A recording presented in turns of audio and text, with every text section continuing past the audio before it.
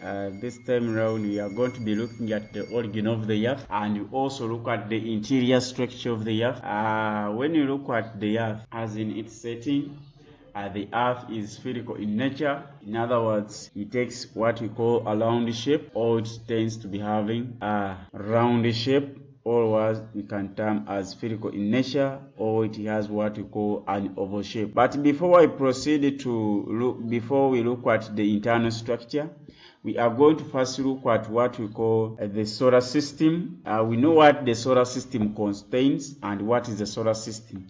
So when you look at a solar system is a group of stars and the planets.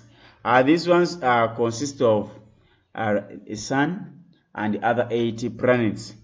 Among them is where we have now the Earth. When you look at all these planets, they all take the shape of being or they take a like shape known as a disk, or they take a round shape, or we can term as a sphere in nature, or it is spherical, or it is a form of an oval shape. All these planets take the same shape. When we talk about the shapes of the earth, we shall be able to look at the diameter, we look at the revolution, we look at the days that they have to take to complete a revolution. And then also, when you look at some of these planets, we have the Mars, Earth, then talk about Jupiter, Saturn, Venus, then Neptune. Those are some of the planets that we have. And most importantly, now we are looking at the Earth. One of the planets that usually supports life, it is the Earth. When you look at the Earth, it has got different layers. In there, we have what we call the mantle, we have the core, and we have the crust. Those are the three main layers of the Earth. When we move on, they are saying that the diameter of the Earth is around 1,173 kilometers from the core. That is the distance of the Earth from the core.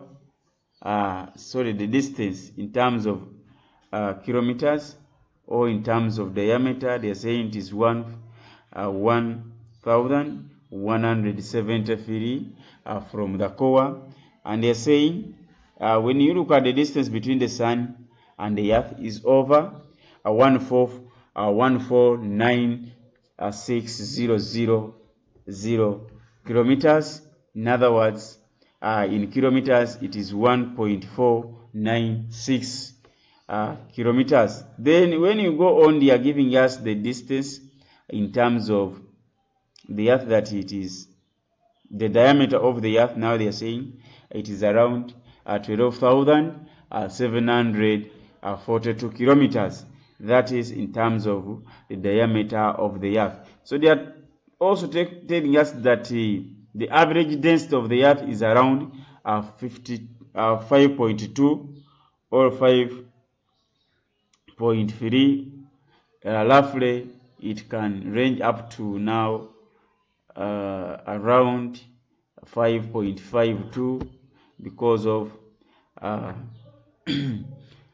the air particles that tend to be in it, or that tend to be developed into them. They are saying that the 9th planet of the earth is what we call Pluton, and this one was discovered in around 1933, from 1930 to 1933. That's when it was discovered. So there we have some of we have the table, or summary table, trying to demonstrate the characteristics of the solar system, or the solar system. They are saying that it's the sun and its family. In other words, they are trying to mean the planets. Then it shows what we call the average distance from the sun in million kilometers. Then it shows what we call the orbital period. In other words, what we have termed as a revolution. how it makes a revolution depending to each and every planet. Then the other thing they are talking about the radius from the circumference to the Earth's radius. That one is now is also in kilometers. Then they are also giving us the average density with a reference to the density with water. Then they are giving us a number of satellites in space. They are saying, according to this research work, it is saying that now it is 1. When you move on, they are showing the angle around the axis upon to each and every planet in there. So that is the summary table showing the various characteristics of the solar system. When we move on now, we are going to be seeing the various theories depending to given people. Then the gaseous hypothesis theory of Immanuel Kant. For him, is known as a German scholar that studied about geography, and he mainly dealt with the mechanical origin of the entire universe, where he presented his work around 1757. There he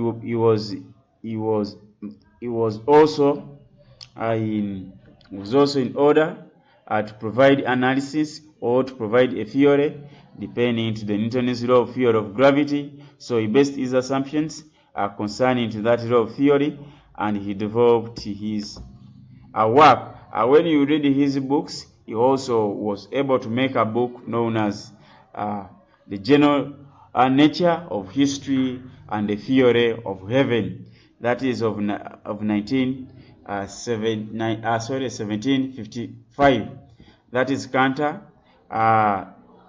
In his theory, or he Christianized his theory, or the scientific theory, based on explaining the origin and the matter concerning his research that he gathered. Now he made a random motion of called the matter or surface that tend to be existing on the Earth's surface.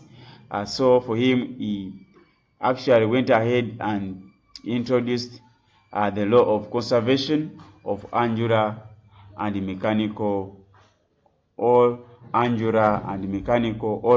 momentum.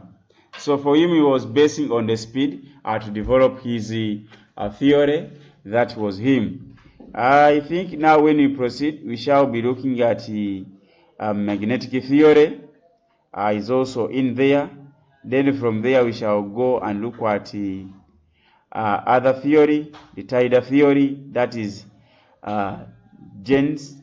Then we also move and look to another theory where we shall be looking at the modernization.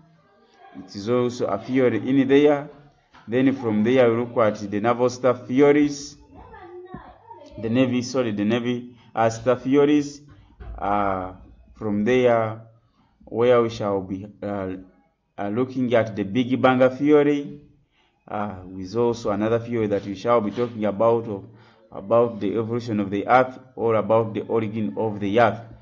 Then from the Big Bang theory, we extend now, we look at the evidences why the Earth appears to be spherical in nature, where we shall be giving very many reasons in there.